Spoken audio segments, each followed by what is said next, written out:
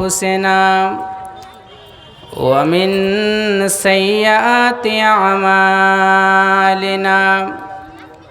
من يهده الله فلا مضل له ومن يضلله فلا هادي له ونشهد أن لا إله إلا الله وحده لا شريك له ونشهد أن محمدًا عبده ورسوله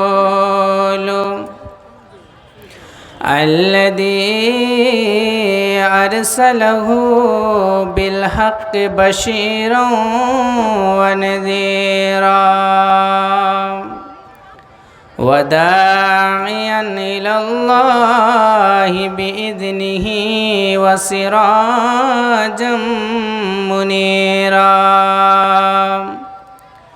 أما بعد فإن خير الحديث كتاب الله وخير الهدي هدي محمد صلى الله تعالى عليه وسلم وشر الأمور محدثاتها وكل محدثة بدعة وكل بدعة ضلالة وكل ضلالة في النار فأعوذ بالله من الشيطان الرجيم بسم الله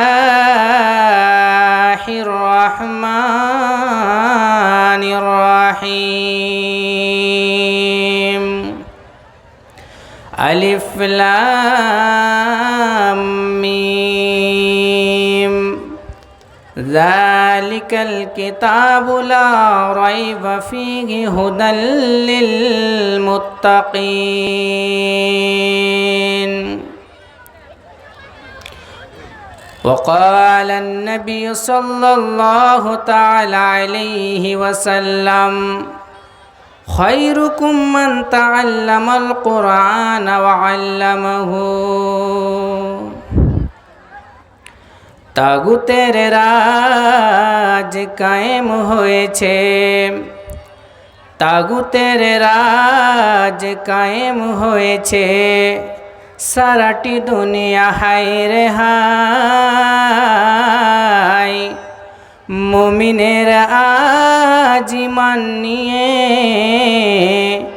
বেঁচে থাকা হয়েছে বড় দায় তাগুতের রাজ কায়েম হয়েছে সারাটি দুনিয়া হায় রে হায় মুমিনের আজ ঈমান নিয়ে বেঁচে থাকা হয়েছে বড় দায় মদে মাতামাতি চুরি ছিনতাই মদে মাতামাতি চুরি ছিনতাই জেনা করা যেন বড় কথা নয়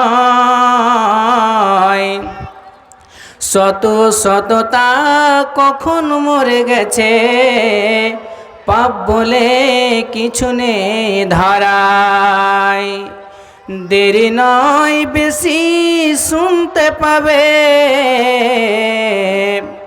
দেরি নয় বেশি শুনতে পাবে বোনকে লুটছে নিজের ভাই মুমিনেরা আজ ঈমান নিয়ে বেঁচে থাকা হয়েছে বড় দায় শয়তান বসে হাসে জয় হাসি শয়তান বসে হাসে জয় হাসি ওরে আদমের যত সন্তান তোদের পিতারা ছিল খোদাভীরু তুই কেন হলি মাস্তান আমি যে তোদের নরক লোকের নেতা, আমি যে তোদের নরকের নেতা। আইরে আমার পেছনে আয়, মুমিনের আজ ঈমান নিয়ে বেঁচে থাকা হয়েছে বড় দায়। কি হিসাব দিবি তোরা সেই দিন, কি হিসাব দিবি তোরা সেই দিন, ভেবে মাথা কর নিচু। আমি তোদের ও মুচি ব্যবহারে তফাৎ দেখিনি কিছু। তোরা দুই হাতে দিনকে খুন করিস, তোরা দুই হাতে দিনকে খুন করিস, একটুও ভাবিস না রে হায়। মুমিনের আজ ঈমান নিয়ে বেঁচে থাকা হয়েছে বড় দায়। তাগুতের রাজ কায়েম হয়েছে সারাটি দুনিয়া, হায় রে হায়। মুমিনের আজ ঈমান নিয়ে বেঁচে থাকা হয়েছে বড় দায়। স্টেজের উপরে উপবিষ্ট আজকের জলসার সম্মানিত সভাপতি সাহেব এবং সামনে বসে থাকা সমবয়সী ভাই ও বন্ধুরা ও বৃদ্ধ মুরব্বী বাবারা এবং পর্দার আড়াল থেকে শুননেওয়ালি আমার স্নেহের মা ও বোনেরা, সর্বপ্রথমে সেই মহান স্রষ্টার শুকরিয়া আদায় করি যিনি আজকে আপনাকে আমাকে এমন একটি পরিবেশে বসার পরে কোরআন এবং হাদিস থেকে কিছু শোনার এবং শোনাবার তৌফিক দান করেছেন। তাই আমরা সকলে সে মহামুনিবের শুকরিয়া আদায় করি অন্তর থেকে, হৃদয়ের আবেগ অনুভূতি উজাড় করে ইমানের তেজতেজিয়ান হয়ে একই সুরে সমসুরে বলি আলহামদুলিল্লাহ। অতঃপর লক্ষ কোটি দুরুদ ও সালাম শান্তির ধারা অবতীর্ণ হোক আল্লাহর সর্বশেষ রসুল, সর্বশেষ নবী, নবী আহম্মদ, নবী মুহাম্মদুর রসুল্লাহ সাল্লাল্লাহু তাআলা আলাইহি ওয়াসাল্লামের উপরে। আল্লাহুম্মা সাল্লি আলাইহি, আল্লাহুম্মা বারিক আলাইহি। সম্মানিত সুধী, আমি আপনাদের সামনে মহাগ্রন্থ আল কোরআনুল করিম থেকে একটি আয়াতে কারিমা তেলাওয়াত করেছি এবং নবীর অসংখ্য হাদিস হতে একটি সহিহ হাদিস আপনাদের সামনে পরিবেশন করেছি। ইনশাআল্লাহ এই আয়াত এবং হাদিসকে সামনে রেখে আমি আমার বক্তব্য ইতি করব। আমা তাওফিক ইল্লা বিল্লাহ। আমি আমার বক্তব্যর বিষয়ের দিকে এগোনোর আগে কয়েকটা কথা বলি এবং আশা করি যে আপনারা সেটা মনোযোগ সহকারে শুনবেন এবং আমল করবেন। প্রথম নম্বর কথা, যেসব ভাইয়েরা, যেসব বন্ধুরা বাজারে দোকানে পাশারে ঘোরাফেরা করছেন, আপনাদের অনুরোধ করে বলছি দোকান পাশার ত্যাগ করে জালসার প্যান্ডেলে এসে বসে যান। আপনি যতক্ষণ এই প্যান্ডেলের ভিতরে বসে থাকবেন আপনার দ্বারাই নেকি হওয়াটাই সম্ভব। যতক্ষণ বসে থাকবেন আপনার দ্বারাই নেকি হবে, আপনার দ্বারাই গুনাহ হবে না। আর যতক্ষণ আপনি এখান থেকে উঠে গিয়ে বাজারে ঘোরাফেরা করবেন আপনার দ্বারা গুনাহ হওয়াটাই সম্ভব, আপনার দ্বারা নেকি হওয়াটা সম্ভব নয়। অতএব বাজার ত্যাগ করুন, জালসার প্যান্ডেলে এসে বসে যান। দ্বিতীয় নাম্বার কথা, আপনাদেরকে বলবো যে আপনারা ফাঁকা না রেখে আপনারা সামনে দিকে একটু করে এগিয়ে আসুন। আপনারা ফাঁকা না রেখে সামনের দিকে একটু করে এগিয়ে আসুন। মা বোনদের বলবো আপনারা সামনে দিকে একটু করে এগিয়ে আসুন। পিছনে আপনার বোনকে, আপনার ছোট বোনদের বসার সুযোগ করে দিন। এবার আমার দিকে তাকাবেন, আমার দিকে লক্ষ্য করবেন, তাহলে বুঝতে খুব সুবিধা হবে। আল্লাহ রাব্বুল আলামিন আপনাকে আমাকে সৃষ্টি করেছেন, এর পিছনে একটা উদ্দেশ্য ছিল। সেই উদ্দেশ্যটা হচ্ছে এই যে আল্লাহ তাআলার যতগুলো বান্দা আছে তারা যেন আল্লাহর গোলামি করে, আল্লাহর ইবাদত করে। মানুষ আল্লাহর ইবাদত করবে, মানুষ আল্লাহর গোলামি করবে, এই জন্য আল্লাহ তাআলা মানব জাতিকে সৃষ্টি করেছেন। সৃষ্টি করার পরে দুনিয়ার বুকে আল্লাহ তাআলা মানুষকে পাঠিয়েছেন। আর দুনিয়ার বুকে চলাফেরা করার জন্য মানুষ উঠা বসা করবে কিভাবে, তার জন্য আমাদের গাইডলাইন দেওয়ার জন্য আমাদের উপরে আমাদের বিশ্বনবী মুহাম্মদুর রাসূলুল্লাহ সাল্লাল্লাহু আলাইহি সাল্লামের উপরে একটি কিতাব নাজিল করেছেন, যে কিতাবের নাম হচ্ছে আল কোরআন। যখন আল্লাহ রাব্বুল আলামিনের নবী দুনিয়া থেকে চলে যাবেন, দুনিয়া থেকে বিদায় নেবেন, দুনিয়া থেকে বিদায় নেওয়ার আগে 2 মাস আগে আল্লাহ রাব্বুল আলামিন যখন মক্কা থেকে হাজ্জাতুল বিদা অর্থাৎ বিদায়ী হজ করে মদিনায় ফিরছিলেন, মক্কা এবং মদিনার মাঝামাঝিতে এসে আল্লাহ রাব্বুল আলামিন নবী একটি গ্রামে দাঁড়ালেন এবং সেখানে একটি বক্তব্য দিয়েছিলেন। যেই গ্রামটির নাম হচ্ছে খুম। এই খুম নামক গ্রামে দাঁড়িয়ে আল্লাহ রাসূল একটি বক্তব্য দিয়েছিলেন। সেই বক্তব্যের ভিতরে আল্লাহ রাসূল কি বলেছিলেন? আল্লাহ রাসূল 2টি কথা বলেছিলেন। আল্লাহ রাসূল বলেছিলেন যে আমি দুনিয়া থেকে চলে যাব, দুনিয়া থেকে যাওয়ার আগে তোমাদের উপরে 2টি ভারী জিনিস রেখে যাচ্ছি, তোমরা এই 2টি ভারী জিনিসকে মজবুত করে শক্ত করে আঁকড়ে ধরে নেবে। যতদিন তোমরা এই 2টি জিনিসকে ধরে থাকবে ততদিন তোমরা পথভ্রষ্ট হবে না। যেই দিন তোমরা এই 2টি জিনিসকে ছেড়ে দিবে তোমরা পথভ্রষ্ট হয়ে যাবে। সেই 2টি জিনিস কি? আল্লাহ রাব্বুল আলামিন নবী সেই জায়গাতে দাঁড়িয়ে একটা বক্তব্য দিলেন। কি বলে? আল্লাহ রাব্বুল আলামিন নবী বলছেন, আল্লাহ রাব্বুল আলামিনের নবী যখন মক্কা থেকে মদিনা ফিরছিলেন, মদিনা ফিরার সময়তে আল্লাহ রাব্বুল আলামিনের নবী একটি বক্তব্য দিয়েছিলেন। সেই বক্তব্যতে আল্লাহ রাসূল বলছেন, আলা আইয়ুহান নাস, হে মানুষেরা তোমরা ভালো করে শুনে নাও, হে মানুষেরা তোমরা ভালো করে জেনে নাও, আলা আইয়ুহান নাস ফা ইন্নামা আনা বাশারুন ইউসিকু আইয়াতি রাসূলা রাব্বি।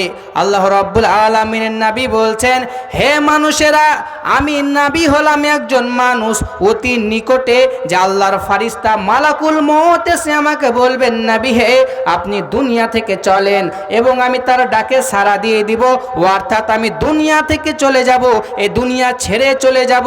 হে আমার উম্মতের দল, আমি নবী দুনিয়া থেকে যাওয়ার পূর্বে তোমাদের উপরে 2টি ভারী জিনিস রেখে যাচ্ছি। বিশ্ব নবী বলছেন, ওয়া আনা তারিকুম ফিকুমুস সাকালাইন, আমি তোমাদের উপরে 2টি ভারী জিনিস রেখে যাচ্ছি। যতদিন তোমরা এই 2টি ভারী জিনিসকে মজবুত করে ধরে থাকবে তোমরা কখনোই পথভ্রষ্ট হবে না। নবী সেই জায়গায় দাঁড়িয়ে বলছেন, হে আমার উম্মত ভালো করে শুনে নাও, আল্লাহর ফারিস্তা মালাকুল মউত এসে আমাকে বলবে, নবী আপনার সময় হয়েছে, আপনি দুনিয়া থেকে চলেন। নবী বলছেন, আমি দুনিয়া থেকে যাওয়ার পূর্বে তোমাদের 2টি ভারী জিনিস রেখে যাচ্ছি, এই 2টি জিনিসকে তোমরা শক্ত করে ধরে নেবে। 2টি জিনিসের মধ্যে কি? প্রথম নাম্বার জিনিস নবী বলছেন, আল্লাহ রাব্বুল আলামিনের নবী বলছেন, প্রথম নাম্বার জিনিস সেটি হলো কিতাবুল্লাহ, সেটি হলো আল্লাহর কিতাব, সেটি হলো আল্লাহর গ্রন্থ, সেটি হলো আল্লাহর কিতাব, আল্লাহর গ্রন্থ আল কোরআনুল কারীম। নবী বলছেন, রে আমার উম্মতের দল, তোমরা আল্লাহর কিতাবকে, আল্লাহর কোরআনকে শক্ত করে ধরে নিবে, তোমরা আল্লাহর গ্রন্থকে মজবুত করে ধরে নিবে। এর ভিতরে হেদায়েত রয়েছে, এর ভিতরে নূর রয়েছে।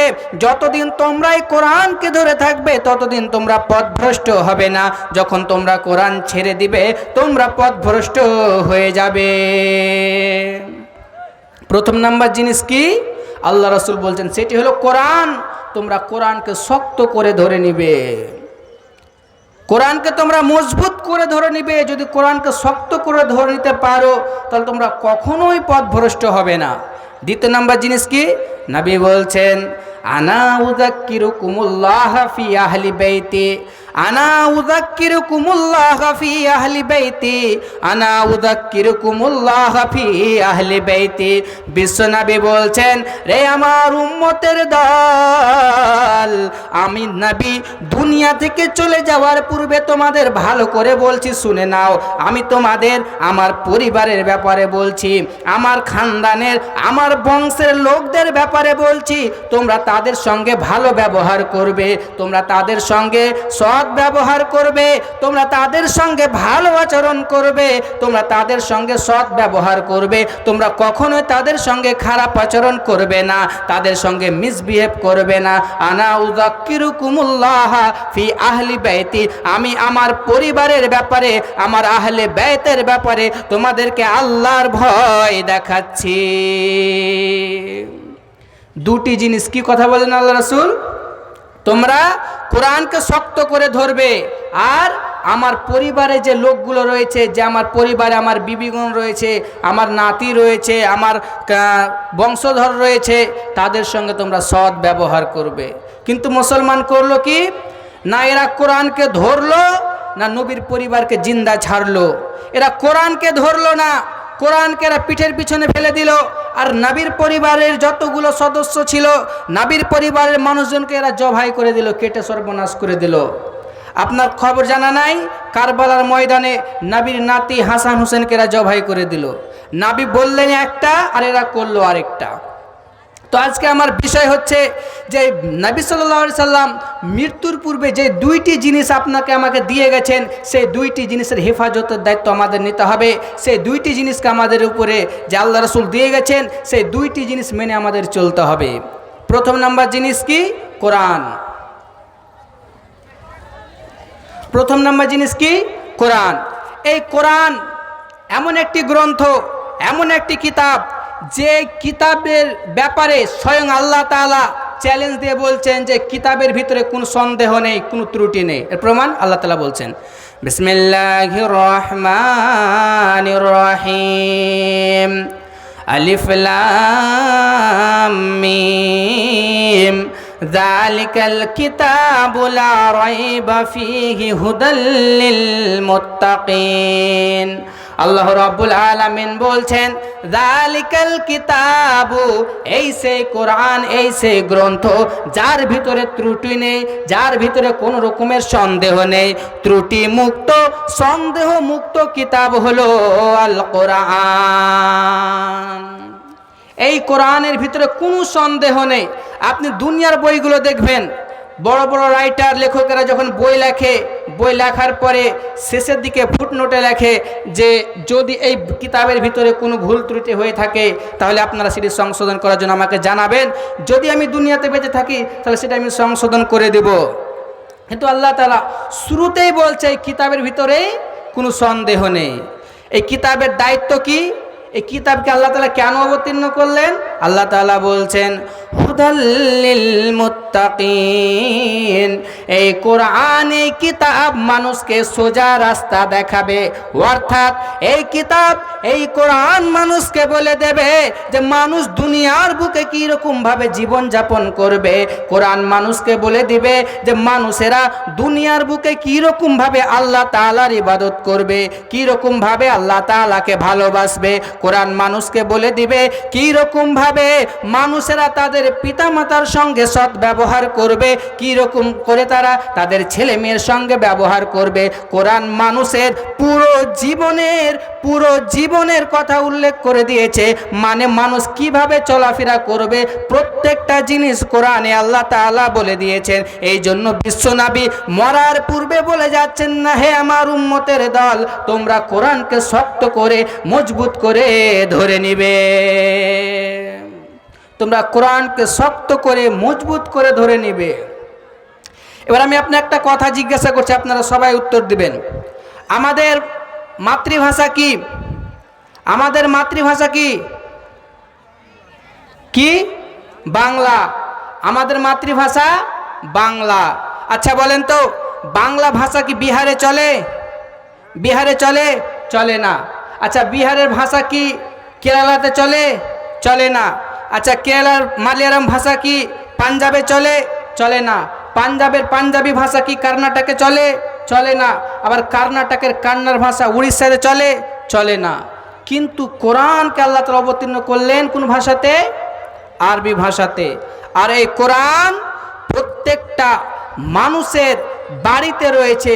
প্রত্যেকটা মানুষের বাড়িতে এমন একজনকেও না হলে আপনি পাবেন যে কোরআন পড়তে জানে। ঠিক না ভুল? ঠিক।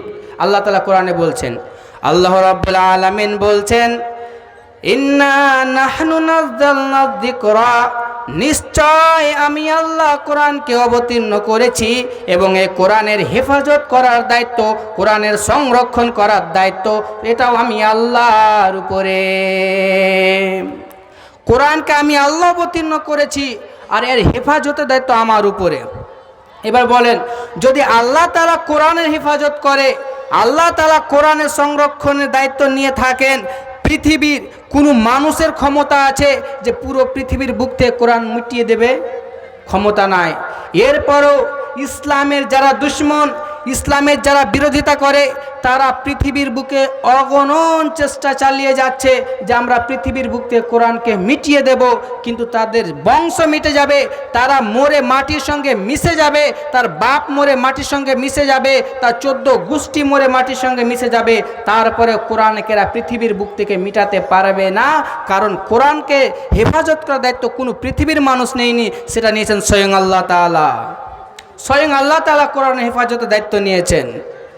আপনি দেখতে পাবেন পুরো পৃথিবীতে মানুষের সিনার ভিতরে কোরআন রয়েছে। এখন যদি কোনো মানুষ চেষ্টা করে যে আমি কোরআন মিটিয়ে দেব, তাহলে পৃথিবীর বুকে যতগুলো হাফিজে কোরআন আছে সবগুলোকে মিটাতে হবে, এটা অসম্ভব। যদি কোনো মানুষ বলে যে আমি কোরআনকে পৃথিবীর বুক থেকে মিটিয়ে দিব, তাহলে প্রত্যেকটা মানুষের মোবাইলে অ্যাপসের দ্বারাই কোরআন ডাউনলোড করা আছে, এটাও মিটাতে হবে, এটাও মিটা অসম্ভব। কোনো মানুষ যদি বলে আমি পৃথিবীর বুক থেকে কোরআন মিটিয়ে দিব, তাহলে প্রত্যেকটা মুসলমানের বাড়িতে বাড়িতে একটা করে না হলে কোরআন রয়েছে, মানে এটাও অসম্ভব। তাহলে যারা কোরআন মিটানোর জন্য চেষ্টা করছে, এদের গোষ্ঠী মিটে যাবে, এরা পৃথিবীর বুক থেকে চলে যাবে, মাটির সঙ্গে মরে মিশে যাবে, এরপরও কোরআন মিটাতে পারবে না। কারণ কোরআনের হেফাজতের দায়িত্ব নিয়েছেন স্বয়ং আল্লাহ, স্বয়ং আল্লাহ তাআলা নিয়েছেন। এবং কোরআন আল্লাহ তাআলা মানুষকে দিয়েছেন যাতে করে মানুষরা কোরআন থেকে সোজা রাস্তা দেখে নিতে পারে যে আমি কোন রাস্তায় চললে আমি আমার জান্নাতে পৌঁছাতে পারবো, আর যদি কোরআন ছেড়ে দিই তাহলে আমাকে জাহান্নামে যেতে হবে। এবার আসেন, কোরআনকে আল্লাহ তাআলা অবতীর্ণ করেছেন, কোরআন তেলাওয়াত করতে হবে, কোরআন তেলাওয়াত করতে হবে। এর নিয়ম কি, কি পদ্ধতিতে আমি কোরআন তেলাওয়াত করব? কোরআন তেলাওয়াত করতে হলে কীরকম ভাবে আমি কোরআন তেলাওয়াত করব? এটা আল্লাহ রাব্বুল আলামিনের নবী সহিহ বুখারী হাদিসে বলছেন। আল্লাহ রাব্বুল আলামিনের নবী বলছেন, মান লাম ইয়াতাগান্না বিল কোরআন ফালাইসা মিন্না, যে মানুষেরা, যে আমার উম্মতেরা কোরআনকে মিষ্টি সুরে পড়ে না, যারা কোরআনকে মিষ্টি ভাষাতে পড়ে না, তারা আমাদের অন্তর্ভুক্ত নয়, তারা আমাদের মধ্যে নয়। আবু দাউদের বর্ণনায় বিশ্বনবী বলছেন, জাইয়ুনুল কোরআন বিআসওয়াতিকুম, হে আমার উম্মতের দল, তোমরা কোরআনকে মিষ্টি ভাষায় পড়বে, তোমরা কোরআনকে নরম ভাষায় পড়বে, মিষ্টি ভাষায় পড়বে। আল্লাহ রাব্বুল আলামিনের নবী আরও বলছেন, বুখারী মুসলিমের মুত্তাফাকুন আলাইহি হাদিসের ভিতরে আল্লাহ রাসূল বলছেন, আল্লাহ রাব্বুল আলামিনের নবী বলছেন, যখন কোনো রাসূল কোরআন তেলাওয়াত করে মিষ্টি ভাষাতে, সুর দিয়ে, নরম ভাষাতে, যতটা মনোযোগ সহকারে আল্লাহ তাআলা কোরআন তেলাওয়াত করা শুনেন, কোরআন বাদ দিয়ে অন্য কোনো জিনিস আল্লাহ তাআলা এতটা মনোযোগ সহকারে শুনেন না। তাহলে এই 3টি হাদিস থেকে আমরা একটা কথা বুঝতে পারলাম, সেটা কি? যে আমাদের কোরআন তেলাওয়াত করতে হবে, কোরআন পড়তে হবে কিভাবে? মিষ্টি ভাষাতে, সুর দিয়ে।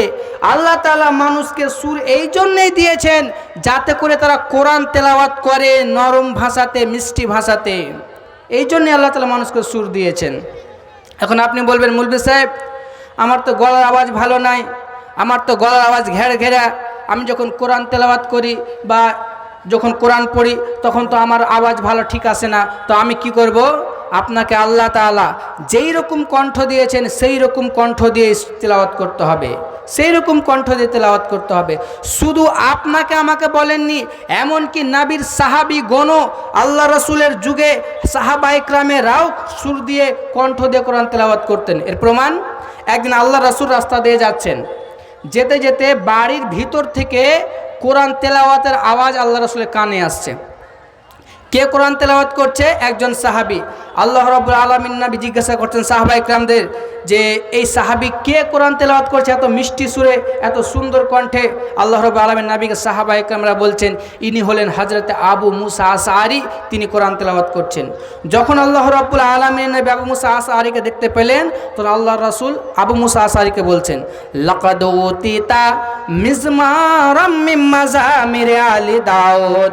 হে আবু মুসা আশআরী, তুমি যখন কোরআন তেলাওয়াত করছিলে, যখন তুমি কোরআন পাঠ করছিলে, আমি নবী তোমার তেলাওয়াত নিজের কানে শুনেছি। শুনে রাখো, লাকাদ উতিতা মিজমারাম মিন মাযামির আলি দাউদ। আল্লাহ তাআলা তোমাকে দাউদ নবীকে যেই রকম ভাবে আল্লাহ তাআলা মিষ্টি কণ্ঠ দিয়েছিল, মিষ্টি সুর দিয়েছিল, সেই কণ্ঠ সমূহের মধ্যে তোমাকে আল্লাহ তাআলা একটি দান করেছেন। আল্লাহ তাআলা তোমাকে এমন একটা কণ্ঠ দান করেছেন যে কোরআন তেলাওয়াত শোনার পরে মানুষের মন খুশি হয়ে যায়। আল্লাহ রাসূল বলছেন যে তুমি যখন কোরআন তেলাওয়াত করছিলে আমি নিজের কানে শুনেছি, লাকাদ উতিতা মিজমারাম মিন মাযামির আলি দাউদ, তোমাকে দাউদ নবীর কণ্ঠের মধ্যে হতে একটি কণ্ঠ দান করেছে। তাহলে সাহাবায়ে কেরামেরাও কোরআন তেলাওয়াত করতেন সুর দিয়ে, আপনাকেও সেই রকমভাবে কোরআন তেলাওয়াত করতে হবে সুর দিয়ে। যদি আপনি কণ্ঠ দিয়ে সুর দিয়ে কোরআন তেলাওয়াত করেন তাহলে এতে আপনি নেকি বেশি পাবেন, কারণ নবী কোরআন তেলাওয়াত করতেন সুর দিয়ে, সাহাবায়ে কেরাম কোরআন তেলাওয়াত করতেন সুর দিয়ে। অতএব আপনাকে আমাকেও চেষ্টা করতে হবে। এরপরে আসেন আল্লাহ রাসূল যে একটা বক্তব্য দিলেন যে কোরআনের ভিতর থেকে আমাদের হেদায়েত নিতে হবে। আল্লাহ তাআলা কোরআনের ব্যাপারে বললেন, রাসূল সাল্লাল্লাহু আলাইহি ওয়াসাল্লাম দুনিয়া থেকে বিদায় নিয়ে চলে গেছেন। তখন একজন সাহাবী আব্দুল্লাহ ইবনে আবি আওফাকে গিয়ে জিজ্ঞাসা করছে যে আপনি বলেন তো আল্লাহ রাসূল যখন দুনিয়া থেকে যায় তখন কি আল্লাহ রাসূল দুনিয়াতে কোনো জিনিস রেখে গেছিলেন যেটার উপর আমরা অনুসরণ করে চলবো, যে জিনিসটাকে আমরা মেনে চলবো? আব্দুল্লাহ ইবনে আবি আওফা বলছেন আল্লাহ রাসূল একটাই জিনিস মেনে চলতে বলেছেন, সেটা হচ্ছে কোরআন। সেটা হচ্ছে কি? কোরআন। আবার যখন আল্লাহ রাসূল হাজ্জাতুল বিদার সময়তে যখন আল্লাহ রাসূল মদিনা মক্কাতে যখন হজ করার পর আল্লাহ রাসূল একটি বক্তব্য দিয়েছিলেন, সেখানেও আল্লাহ রাসূল বলেছিলেন যে আমি আমার পরে দুটি জিনিস রেখে যাচ্ছি, একটা হচ্ছে কোরআন, তারপরে হচ্ছে আমার সুন্নাত। অর্থাৎ কোরআন এবং আমার সুন্নাতকে আঁকড়ে ধরবে আমি নবী দুনিয়া থেকে যাওয়ার পরে। তাহলে বোঝা গেল যে আপনাকে আমাকে কোরআনকে আঁকড়ে ধরতে হবে, কোরআন যেটা বলেছে সেটা মেনে নিতে হবে, কোরআন যেটা ছাড়তে বলে সেটা ছেড়ে দিতে হবে। তাহলে একটা অংশ হয়ে গেল, সেটা হলো কোরআন। দ্বিতীয় নম্বর অংশ কি? আল্লাহ রাসূল বলেছিলেন যে আমার পরিবারের লোকের ব্যাপারে তোমাদের আমি সতর্ক করছি, তোমরা তাদের সঙ্গে সৎ ব্যবহার করবে।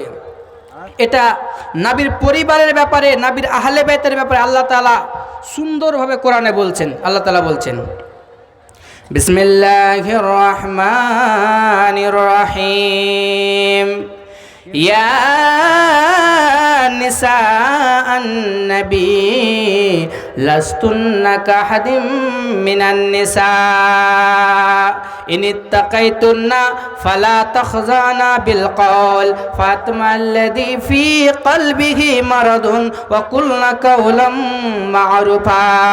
আল্লাহ রাব্বুল আলামিন বলছেন ইয়া নিসাআন নবী, হে নবীর বিবিরা, হে নবীর বাড়িওয়ালিরা, তোমরা ভালো করে শুনে নাও।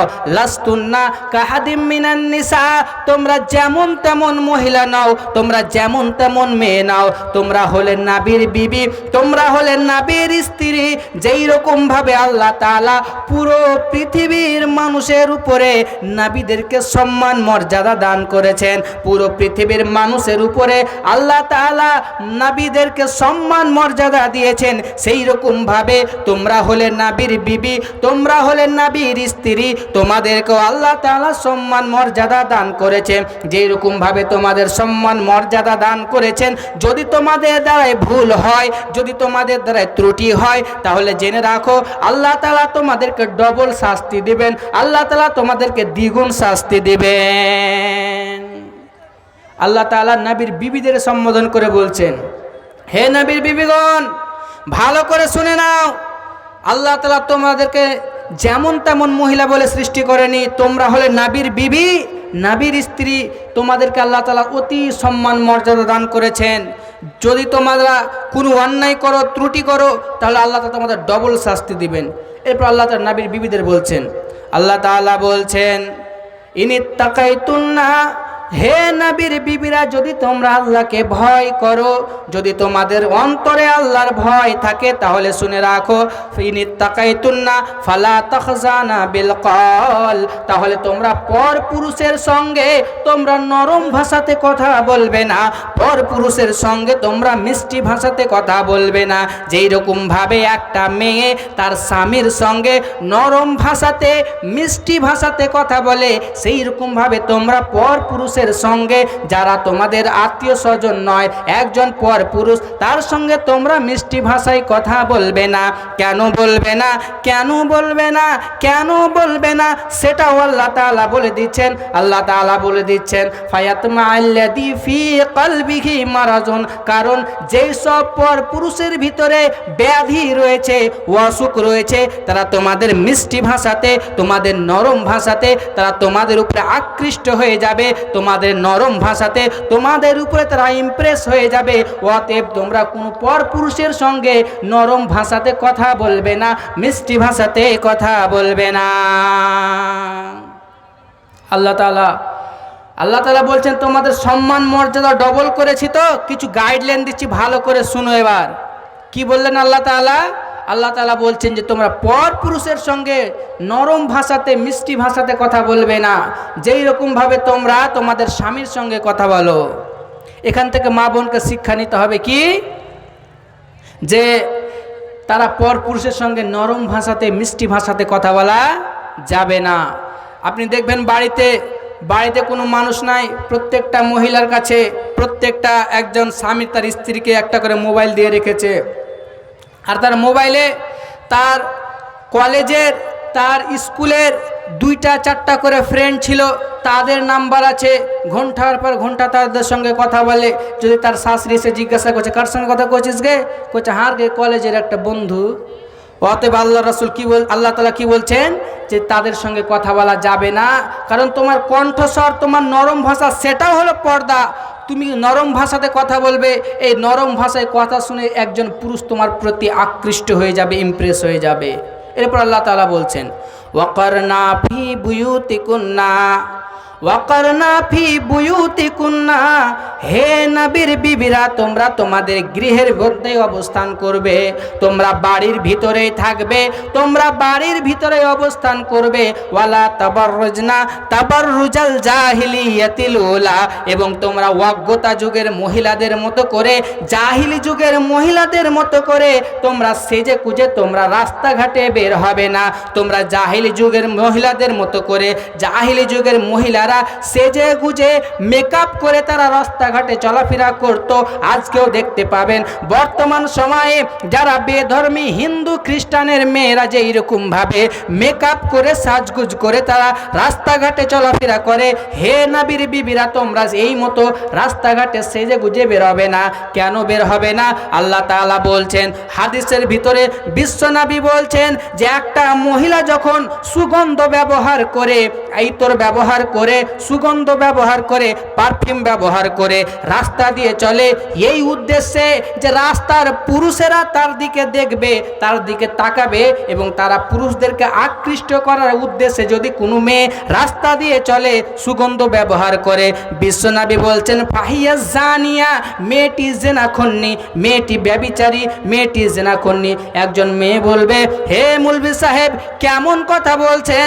আমি তো রাস্তা দিয়ে সুগন্ধ ব্যবহার করে গিয়েছি, আমি তো কোনো পুরুষকে আকৃষ্ট করিনি। কেন? আল্লাহ রাসূল বলছেন, কারণ একটা মেয়ে যখন সেজে কুজে রাস্তা দিয়ে বের হবে, সুগন্ধ ব্যবহার করে রাস্তা দিয়ে বের হবে, পুরুষেরা তার দিকে দেখবে, তার দিকে তাকাবে, তাকার পরে তো তার ভিতরে জেনার জিনিস উত্তেজনা হবে। তাই বিশ্বনবী বলছেন, হযরতে জারির বিন আব্দুল্লাহ বলছেন যে আল্লাহ রাব্বুল আলামিনের নবীকে আমি জিজ্ঞাসা করলাম, আন্নাজারিল ফুজাতি, হঠাৎ করে কোনো মহিলার দিকে দৃষ্টি পড়ে যাওয়ার ব্যাপারে, হে আল্লাহর রাসূল, রাস্তা দিয়ে চলাফেরা করছি, রাস্তা দিয়ে ঘোরাফেরা করছি, স্কুলে যাচ্ছি, কলেজে যাচ্ছি, ব্যবসা বাণিজ্য করতে যাচ্ছি, হঠাৎ করে একজন মহিলা যদি আমার চোখের সামনে চলে আসে, সেই মতো অবস্থায় আমি কি করব?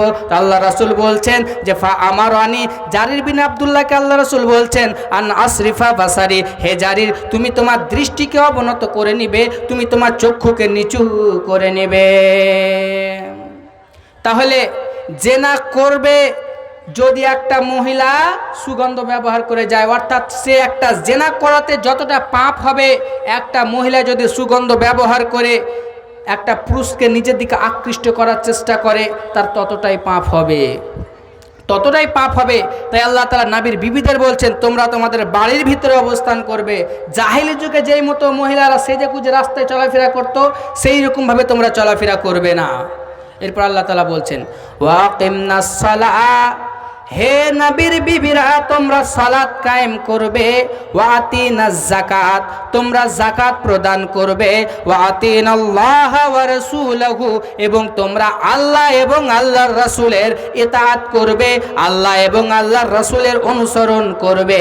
আল্লাহ রাব্বুল আলামিন বলছেন, হে নবীর বিবিরা তোমরা সালাত কায়েম করবে, তোমরা যাকাত প্রদান করবে, আল্লাহ এবং আল্লাহর রাসূলের অনুসরণ করবে, তাদের কথাগুলি মেনে নিবে। এতগুলো গাইডলাইন আল্লাহ তাআলা কেন দিলেন? এতগুলো হুকুম আল্লাহ তাআলা কেন দিলেন? আল্লাহ তাআলা বলছেন, হে নবীর বিবিরা তোমাদেরকে পুরো পৃথিবীর মহিলাদের উপরে সম্মান দিয়েছি, তার কারণ বলে দিচ্ছি কেন তোমাদের এতগুলো আমি আল্লাহ গাইডলাইন দিলাম। আল্লাহ তাআলা বলছেন, ইন্নামা ইউরিদুল্লাহ লিইউযহিবা আনকুমুর রিজসা আহলাল বাইত ওয়া ইতাহহিরাকুম তাতহীরা। হে নবীর বিবিরা এতগুলো গাইডলাইন দেওয়ার কারণটা এবার জেনে নাও। আল্লাহর রাসূল আল্লাহ তাআলা বলছেন, হে নবীর বিবিরা নিশ্চয় তো আল্লাহ তাআলা চান তোমাদের থেকে যতগুলো নাপাকি রয়েছে, যতগুলো অপবিত্রতা রয়েছে, যতগুলো নোংরামি রয়েছে, সবগুলোকে আল্লাহ তাআলা দূর করে দিতে, ওয়া ইতাহহিরাকুম তাতহীরা, এবং তোমাদেরকে সম্পূর্ণরূপে পবিত্র করে নিতে। তাহলে এতগুলো আল্লাহ তাআলা হুকুম দিলেন নবীর বিবিদেরকে যে তোমরা পরপুরুষের সঙ্গে নরম ভাষায় কথা বলবে না, এবং তোমরা জাহিলি যুগের মহিলাদের মতো করে সেজে গুজে রাস্তাঘাটে বের হবে না, এবং তোমরা সালাত কায়েম করবে, যাকাত প্রদান করবে, আল্লাহ এবং আল্লাহ রাসূলের ইতাআত অনুসরণ করবে। এতগুলো হুকুম আল্লাহ তাআলা কেন দিলেন? আল্লাহ বলছেন যে আমি আল্লাহ চাই যে তোমাদের উপরে যতগুলো নাপাকি রয়েছে, অপবিত্রতা রয়েছে, নোংরামি রয়েছে, সবগুলোকে দূর করে দিতে এবং তোমাদেরকে সম্পূর্ণরূপে পবিত্র করে নিতে। পৃথিবীর বুকে কোনো মানুষ যেন পরে এসে না বলতে পারে যে নবী মানুষকে দ্বীনের দাওয়াত দিয়েছে, নবী মানুষকে আল্লাহর দিকে আহ্বান করেছে, অথচ নবীর বিবিরা তো এইরকম ছিল, নবীর বিবিরা তো বেপর্দা ছিল। এই ধরনের কথা যেন পৃথিবীর কোনো মানুষ বলতে না পারে, এই জন্য আল্লাহ তাআলা নবীর বিবিদেরকে এতগুলো গাইডলাইন দিয়েছেন, এতগুলো হুকুম আহকাম দিয়েছেন। তো নবীর বিবিরা কি? এরা হলো আহলে বাইত।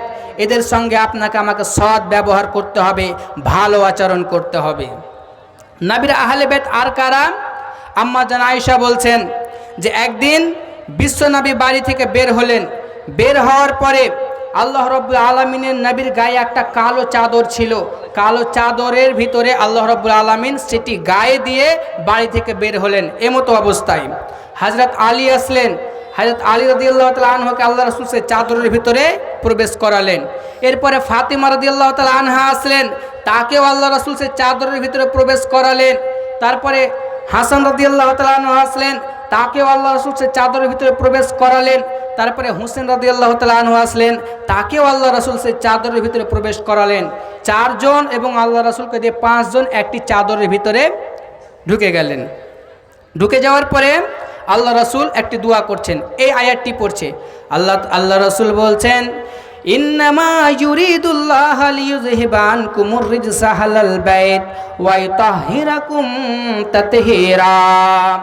নিশ্চয় আল্লাহ তাআলা তো চায় যে আমার পরিবারের, আমার বংশের লোক যাদেরকে আল্লাহ রাসূল সেই চাদরের ভিতরে ভরেছেন, তাদের উদ্দেশ্যে আল্লাহ রাসূল বলছেন, নিশ্চয় আল্লাহ তাআলা তো চায় যে তাদের ভিতর থেকে তাদের উপরে যতগুলো নাপাকি রয়েছে, যতগুলো নোংরামি রয়েছে, সবগুলোকে আল্লাহ তাআলা দূর করে দিতে, ওয়া ইতাহহিরাকুম তাতহীরা, এবং তাদেরকে পরিপূর্ণরূপে পবিত্র করে নিতে।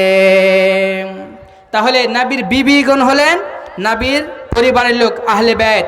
এবং কারা? হাসান হুসেন, নবীর মেয়ে ফাতিমা এবং নবীর জামাই হযরতে আলী রাদিয়াল্লাহু তাআলা আনহু। আরেকটি হাদিস শুনেন, এই হাদিসটি পাবেন সহিহ মুসলিমের ভিতরে। হাদিসটি বর্ণনা করেছেন আম্মা জান আয়েশা। তিনি বলছেন, যখন নাজরানের ঈসাইরা যখন আল্লাহর রসুলকে চ্যালেঞ্জ করলো, কি বলে যে হে নবী মুহাম্মদ, তুমি বলছো তোমার ধর্ম সত্য, তোমার রব সত্য, তাহলে আমি চ্যালেঞ্জ করছি তুমি তোমার রবকে আর আমি আমার রবকে ডাকছি। এই বলে যখন তারা চ্যালেঞ্জ করলো, তখন আল্লাহ তাআলা এই চ্যালেঞ্জের কথা সূরা আল ইমরানের ভিতরে উল্লেখ করে বলছেন। আল্লাহ তাআলা বলছেন তুমি তাদের বলে দাও, কি বলো? আল্লাহ রাব্বুল আলামিন বলছেন, ক্বালু নাদউ আবনাআনা ওয়া আবনাআকুম ওয়া নিসাআনা ওয়া নিসাআকুম ওয়া আনফুসানা ওয়া আনফুসাকুম সুম্মা নাবতাহিল। আল্লাহ রাব্বুল আলামিন বলছেন, হে নবী মুহাম্মদ, তুমি নাজরান ঈসাইদেরকে বলে দাও, তাদেরকে বলে দাও যে হে নাজরানের ঈসাইরা, আমি নবী আমার বাড়ি থেকে আমার ছেলে মেয়ে, আমার ছেলেদের ডাকছি, আমার সন্তানদের ডাকছি, তোমরা তোমাদের সন্তানদের ডেকে নিয়ে আসো। আমি নবী আমার মেয়েকে ডাকছি, তোমরা তোমাদের মেয়েকে ডেকে নিয়ে আসো। আমি নবী নিজেও যাব, তোমরাও নিজেরা আসো। ফাঁকা ময়দানে সুম্মা নাবতাহিল, ফাঁকা ময়দানে আমরা আল্লাহ তাআলার কাছে দোয়া করব। যারা মিথ্যাবাদী হবে তাদের উপরে আল্লাহর লানত হবে, আল্লাহর অভিশাপ হবে। আল্লাহ রাব্বুল আলামিনের নবী ডাকলেন কাকে? দা আলিয়ান ওয়া ফাতিমাতা ওয়া হাসানান ওয়া হুসাইনান। আল্লাহ রাব্বুল আলামিন হযরত আলীকে ডাকলেন, তারপরে ফাতিমাকে ডাকলেন, তারপরে হাসানকে ডাকলেন, তারপরে হোসেন রাদিয়াল্লাহু তাআলা আনহুকে ডাকলেন। এই চারজনকে ডাকার পরে আল্লাহ রাব্বুল আলামিনের নবী বলছেন, আল্লাহুম্মা হাউলাই আহলে বাইতি, আল্লাহুম্মা হাউলাই আহলে বাইতি, হে আল্লাহ এরা হলো আমার আহলে বাইত, এরা হলো আমার পরিবার, হে আল্লাহ এরা হলো আমার আহলে বাইত। চারজনকে ডাকার পরে আল্লাহ রাব্বুল আলামিনের নবী বলছেন, আল্লাহুম্মা হাউলাই আহলে বাইতি, হে আল্লাহ এটা হচ্ছে আমার আহলে বাইত, এটা হচ্ছে আমার পরিবার, এরা হচ্ছে আমার পরিবার। তো আল্লাহ রাব্বুল আলামিন নবী এদেরকে বলা হয় আহলে বাইত। এদের সঙ্গে আপনাকে আমাকে সৎ আচরণ করতে হবে, ভালো ব্যবহার করতে হবে। তো আল্লাহ রাব্বুল আলামিন পৃথিবীতে আপনাকে আমাকে চলার জন্য যে গাইডলাইন, যে কিতাব দিলেন সেটি হচ্ছে কোরআন। আপনাকে আমাকে কোরআন মেনে চলতে হবে। এবং নবী সাল্লাল্লাহু আলাইহি সাল্লাম দুনিয়া থেকে যাওয়ার আগে যে তাদের পরিবারের লোকের সঙ্গে সৎ ব্যবহার করতে বলেছেন, সে আপনাকে আমাকে সৎ ব্যবহার করতে হবে, তাদের সঙ্গে ভালো আচরণ করতে হবে। যদি আপনি নবীর বিবিদের সঙ্গে, যদি নবীর পরিবারের লোকের সঙ্গে যদি আপনি সৎ ব্যবহার না করেন, মুস্তাদরাকুল হাকিমের ভিতরে সহিহ সনদে 2টি হাদিস রয়েছে। আল্লাহ রাসূল বলছেন, কোনো মানুষ যদি কাবা শরীফে মাকামে ইব্রাহিম এবং রুকনে ইয়ামানের মধ্যখানে সালাত আদায় করে এবং সে রোজাও রাখে, আর তার ভিতরে আমি নবীর পরিবারে যদি দুশ্মনী থাকে, বুগস থাকে, তাহলে আল্লাহ তাআলা তার নামাজ রোজাকে দেখবেন, আল্লাহ তাআলা তাকে জাহান্নামে দিয়ে দিবেন, আল্লাহ তাআলা তাকে জাহান্নামে দিয়ে দিবেন। তো যাই হোক, আমার বলা অনেক কিছু ছিল, সময় শেষ, তাই বলতে পারলাম না। আমি শেষের বেলায় একটি গজল বলে শেষ করছি। শুনতে রাজি আছেন? শুনতে রাজি আছেন? সেটি আমার নিজের লেখা গজল, শুনুন।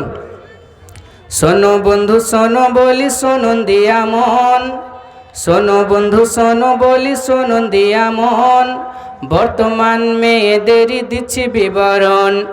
স্কুলে যাই কলেজে যাই যাই যে সিনেমাতে, স্কুলে যাই কলেজে যাই যাই যে সিনেমাতে, ক্লাস ফাঁকি দিয়ে ঘুরছে দেখো বয়ফ্রেন্ডের সাথে। রোজ সকালে স্কুলে যাই বান্ধবীদের নিয়া, রোজ সকালে স্কুলে যাই বান্ধবীদের নিয়া, স্কুল শেষে ঘুরছে তারা দেখো পার্কে গিয়া। চোখে কালো কাজল দেই কানে সোনার দুল, চোখে কালো কাজল দেই কানে সোনার দুল, মাথার ওড়না ফেলে দেখায় কালো লম্বা চুল।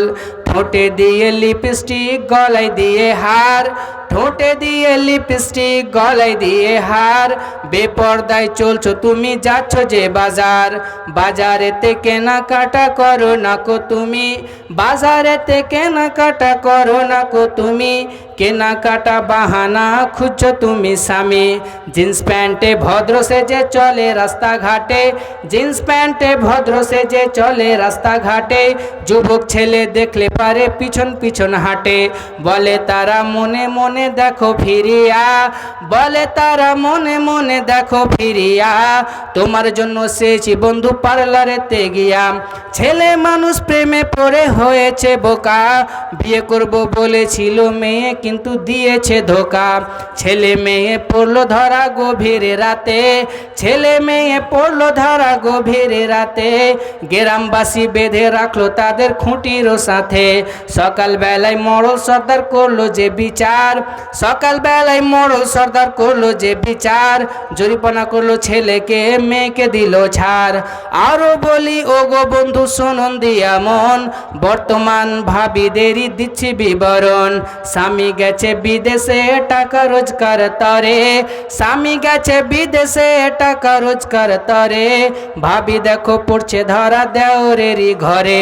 ভাবি বলে আমার স্বামী নাইকো ঘরেতে, ভাবি বলে আমার স্বামী নাইকো ঘরেতে, জৈবনের আগুন নিভাবো পর পুরুষের হাতে।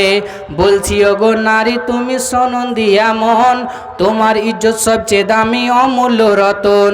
যদি রাখো হেফাজতে ইজ্জত তোমার, যদি রাখো হেফাজতে ইজ্জত তোমার, জান্নাতি হবে বলেছেন নবীজি আমার।